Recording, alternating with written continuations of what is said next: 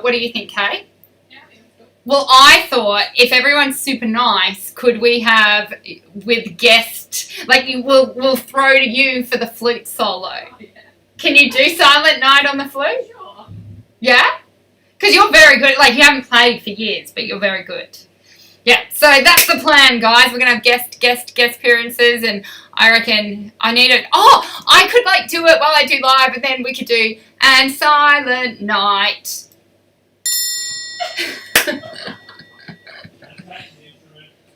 Yeah, that's my instrument. That's all I've got. So, guys, type in the comments if you're pumped about Christmas and pumped about our Christmas carols. I will be wearing tinsel. And then, because we were doing Christmas carols last night, Danica, who was meant to be asleep because she's got school tomorrow, was like, well, we didn't really know. And then we stopped singing, and then we were like, what's Danica doing? And she was like, look! And she decorated in her wardrobe has the Christmas decorations, and she decorated her bedroom. Did you see that this morning, Caitlin?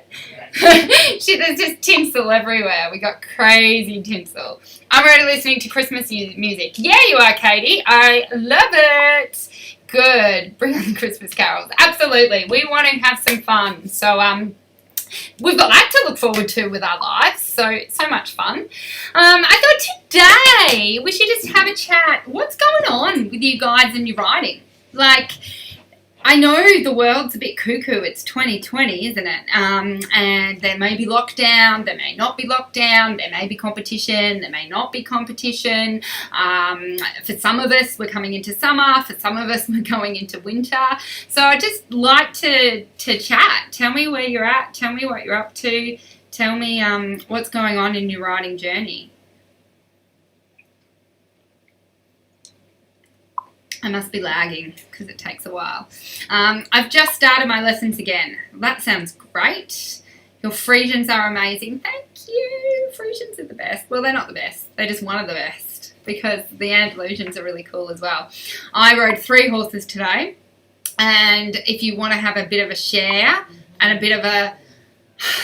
I had I had 3 kind of interesting rides. And I was feeling pretty miserable and pretty depressed and depressed is the wrong word, just miserable, because, you know, expectation, reality. And you know what I told myself? I said, guess what, Tash? It's never going to be as bad as today. Tomorrow's going to be better. And the next day is going to be better. So you guys know that I've got a new horse. And when you're learning your new horse, it's cool and it's fun, but you're learning. So I know every ride on this new horse is actually going to get better. That's just how it goes. So it's kind of, I don't know if it helps you guys, but it totally reassures me when I know this is the worst it gets. This is as bad as it can get. So it's only up from here. I quite like rock bottom. I really do enjoy a rock bottom because I like being on the up. So I don't know if that helps you guys, but hopefully, yeah, it doesn't matter what you're learning. It doesn't matter where you are in your writing journey. We all feel the same. Getting the left lead on my OTTB is still a struggle. Yeah, so it's about... so if you can't get the left lead, there's too much weight on the right. We need to do some kind of a leg yield, and we need to be able to fill up. Think about filling up the right rein. If you fill up the right and you put all the weight onto the right, not that it's zooming out there, but you fill that side up, then you'll be okay. Okay, feeling unmotivated. I love it, Taryn. Thank you so much for sharing. Have a think about what's causing the unmotivation. Yeah, that's a word. Is it because you feel that you're not making progress? Is it the weather? Is it everything else that's going on in the world? Like, what's causing that? We're going into winter now. It snowed the other day. I love it. I've recently started working with a very anxious mare who's been abused. She's a challenge. I love it to death, though. Awesome. Love it. Good morning, Kat. Working on liberty and confidence building. I love it. I started writing again after a 26 hiatus. Champion, Paula. We need this for Paula. I love your work. That's so awesome. Okay. Still tossing up the lunging idea. The lady who sold my off-the-truck thoroughbred said don't lunge an off-the-truck thoroughbred. Awesome. So you get to make up your own mind. I love lunging them. It's my way of getting them to understand everything that I want them to do under saddle, and building up that strength and building up that, you know, the idea of circles, God forbid. Well, in lunging, this is a circle. Welcome to the circle. I think I'm funny. How can you tell if you're on the correct lead? I mean, the easiest way is when you look down and you're looking at the two shoulders. It looks like one shoulder goes further than the other. And so whatever shoulder is going further is the lead that you're on. So if you're going to the inside, the correct lead is, so if you're going to the left, the correct lead is the left shoulder. You want to see that moving more forward. Good. Hello. Are there any times that you gave up on horses? I love that question, Rebecca.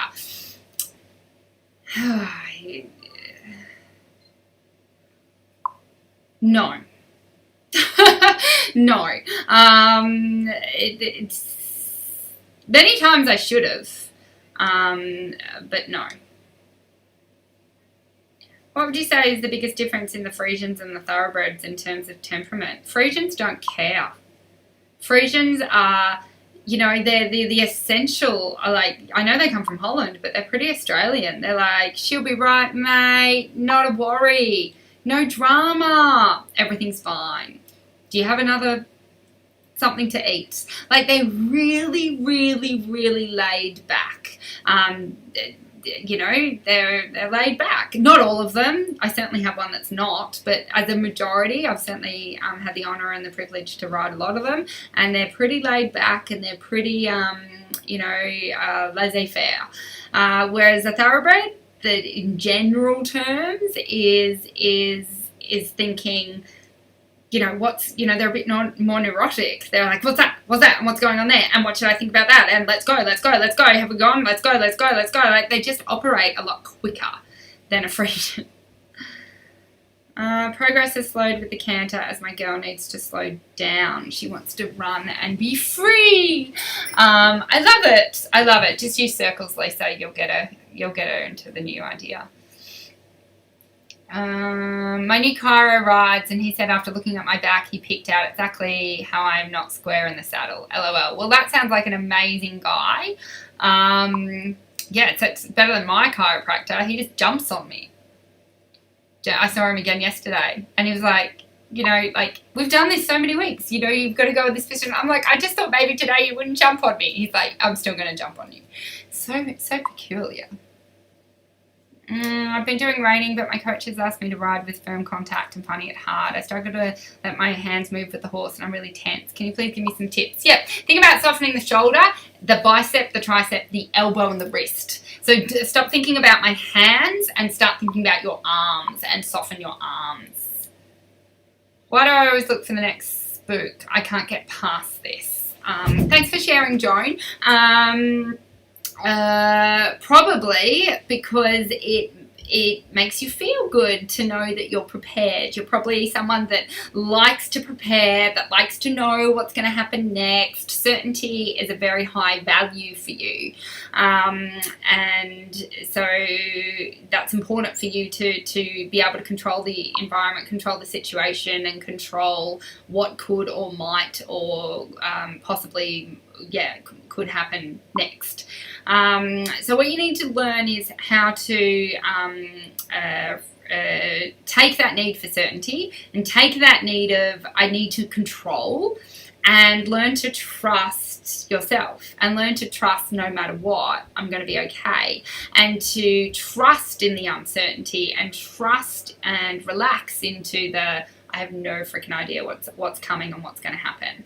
not in a naive kind of way, but in a letting go, allowing way. So sure, it's important that all of us as riders plan for what could happen and what might happen. And, you know, as a dressage rider, we're doing that all the time. Okay, what are we going to do in the corner to prepare for the half pass? And what are we going to do if we don't get the bend? We're going to do this, we're going to do this, blah, blah, blah. So the preparation is important, but it's also a complete allowing and trust and calmness around this is what I'm preparing to do, but I'm totally okay if it doesn't come off how it needs to. Riding's very cool like that. Like, it doesn't matter if you're riding a dressage test or you're overcoming your fear or whatever it is. It's about being in the moment and being truly accepting of no past, no future, just the current moment of now. And that all we ever have is an ever present, ever moment of now. So, like, I don't have a future with you. I don't have a past with you. I just have now and now. And now I have now, and now I have another moment of now. So it's about being able to be in that moment of now. Like, if you said, Tash, what are you going to say in 5 minutes? I have no idea what I'm going to say in 5 minutes. I never plan what's going to come in these lives. So I have no idea. And if I started thinking about, but what are you going to say in 5 minutes? What do you mean you don't know what you're going to say in 5 minutes? Don't you think you should stress and be worried about that you don't know what you're going to say in 5 minutes? And then I'm like, oh, maybe. But I don't. I'm just in the moment of now. And right now, I'm talking about the moment of now. And in a moment, I'll be talking about something else. So it's really important that we have that ability to do that in your writing. But what I want to do, Joan, is message your writing success team. Well, let me try, put that down here. Yeah, message the Your Writing Success team, message the word fearless. What I want to do for 24 hours, anyone who is feeling fear in their writing, anyone who is feeling that they are... Sorry, there was just a big line on my screen. Anyone who feels that that they're ready to overcome their fear, I would love to have a conversation to see if our Fearless Mastery program is a right fit for you. So message the Your Writing Success Facebook page with the word fearless. And what we'll do for the next 24 hours is right now you can pay for the investment monthly for $79 a month. What we'll do is put that down to $59 a month just for the next 24 hours. So if you're interested in overcoming your fear, you want to make sure 2021 doesn't have writing fear in it, and you're ready to accept that challenge and to work through it, we'd love to support you in the Fearless Mastery program. So message the Your Writing Success group and message the word fearless so we can help you and get you that discount. Just started riding my friend's horse as she's nervous. Good, I hope it's going well. Any advice on motivating lazy horses who you're kicking along constantly to keep moving? Yes, stop kicking, and it's the hardest thing that you'll ever do. It's the hardest thing you'll ever do. And right now I have a very hot horse. So the hot horse I need to keep my legs on. The lazy horse I need to keep my legs off. And they're both the hardest thing you'll ever do.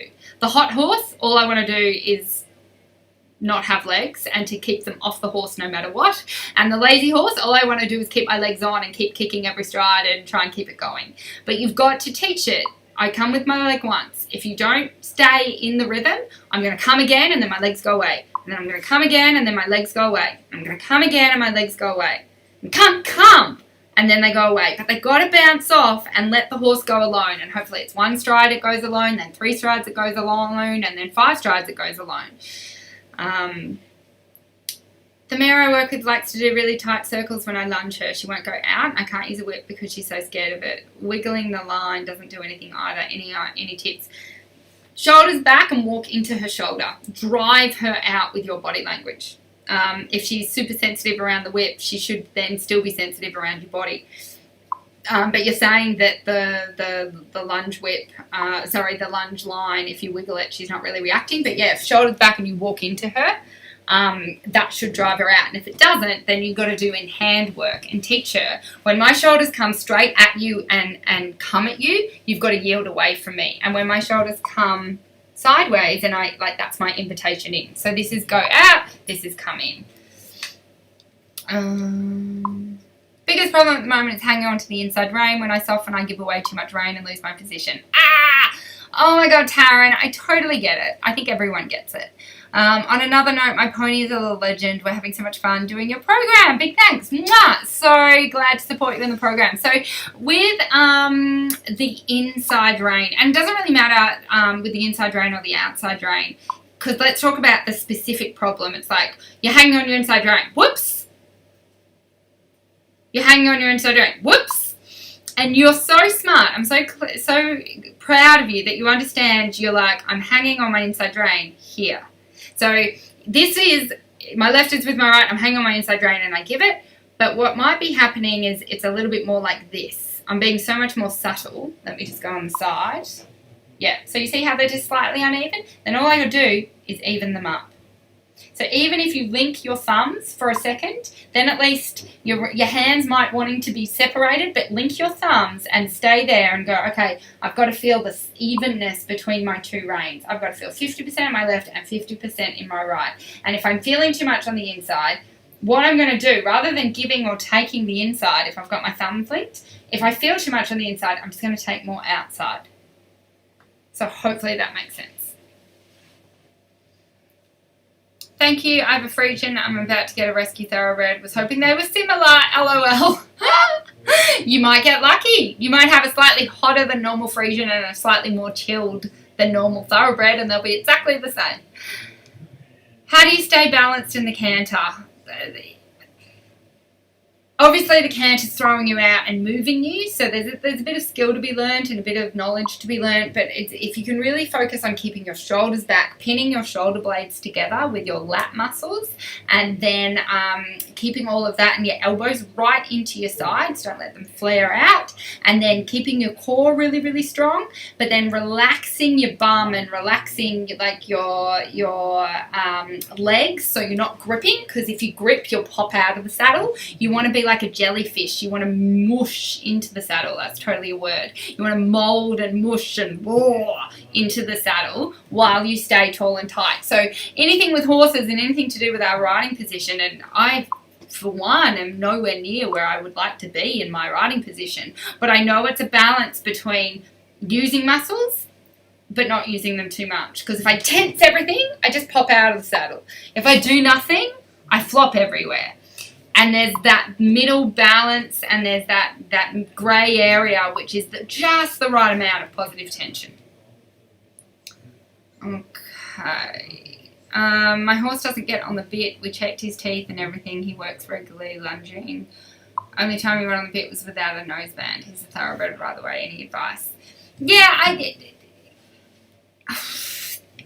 I remember when I couldn't get my horse on the bit, and I'm like, it's so annoying. I just know it's got to put its head down. Try and forget about what its neck's doing and whether or not he's around the bit, and think about what on the bit is. It's a connection of the hind leg. It's about the horse lifting its back. It's about the horse being in a certain posture.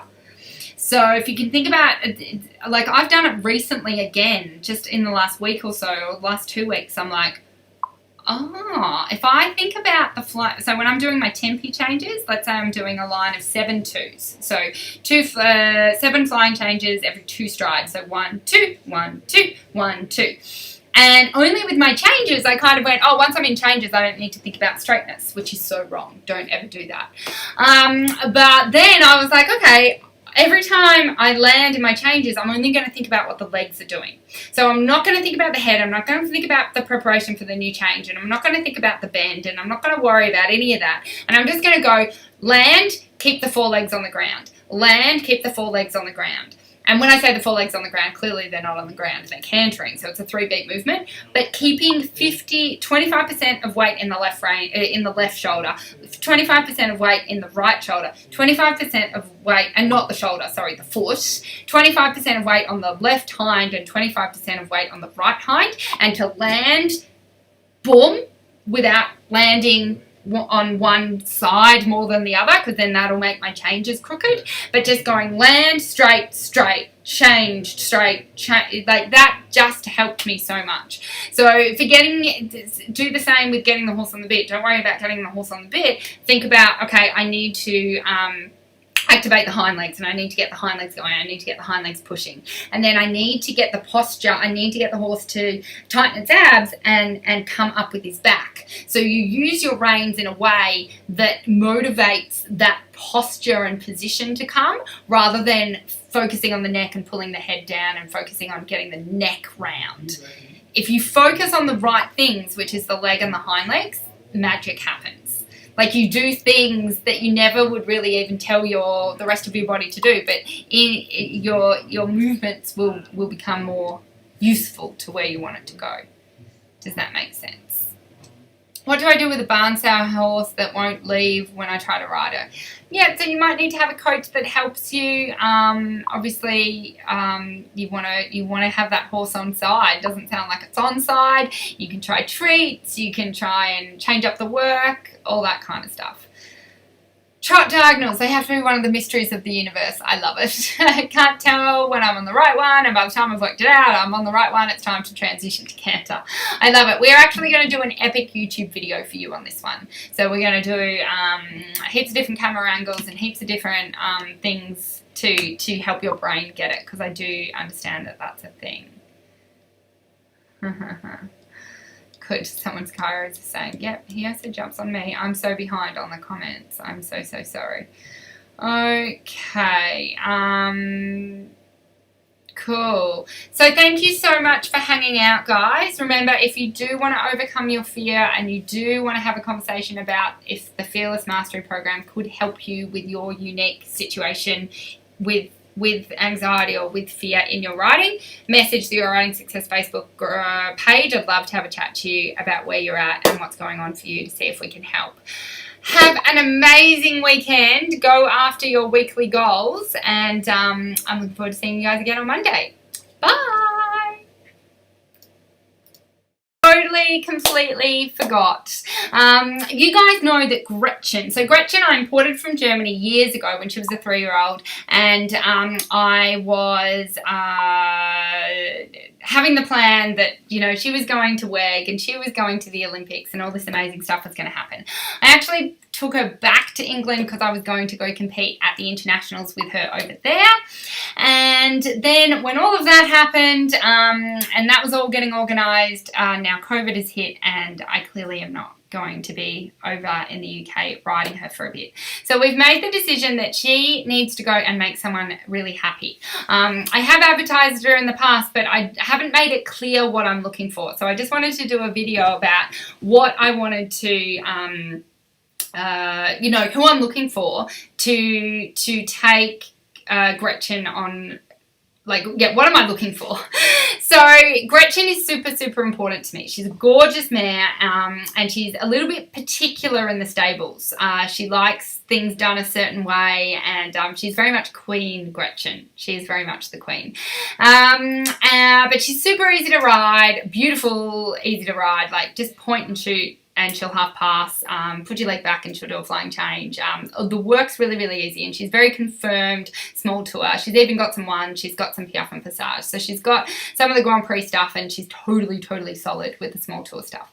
So I'm looking for someone that has a particular riding goal, for someone that wants to compete medium and then advanced and then Prix St George. You don't have to have competed medium before, but you want, I want to have someone that's got a particular dream, that has this dream that they want to be a better rider than what they currently are, that wants to compete in tails, because that was such a big dream of mine. I want a horse that I can ride my tails on.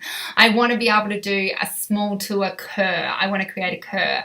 I want to compete. I want to do tempi changes. And it's all these amazing feelings and experiences, you know, like I've never ridden a half pass and I've never ridden a flying change. Gretchen will give you these feelings and these understandings. And I was never lucky enough to ride a schoolmaster, so I'm looking for someone that just can get so much out of Gretchen. That's like, I've never really ridden half pass before, I've never really ridden a change before, I've never really ridden those higher level movements before, but I desperately want to.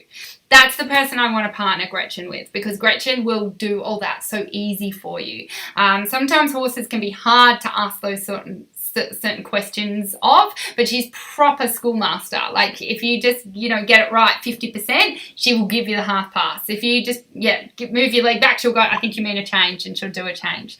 So, she's very, very special, and I'm looking for that special person that is very clear on their goal and very clear on what they want to achieve, and has never really done it before. So I know that her schoolmaster and how she'll look after you is going to go to such good use.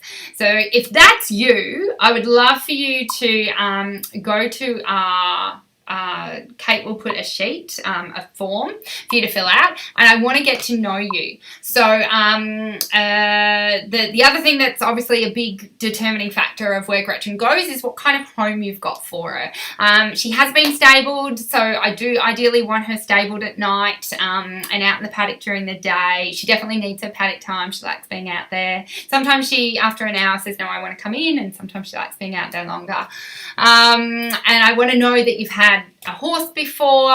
She's not for someone that's never ridden a horse. I also want to know that you know how to care for her, that you know how to ice boot, you know how to bandage, you know how to do all the things that she needs to be cared for properly and perfectly.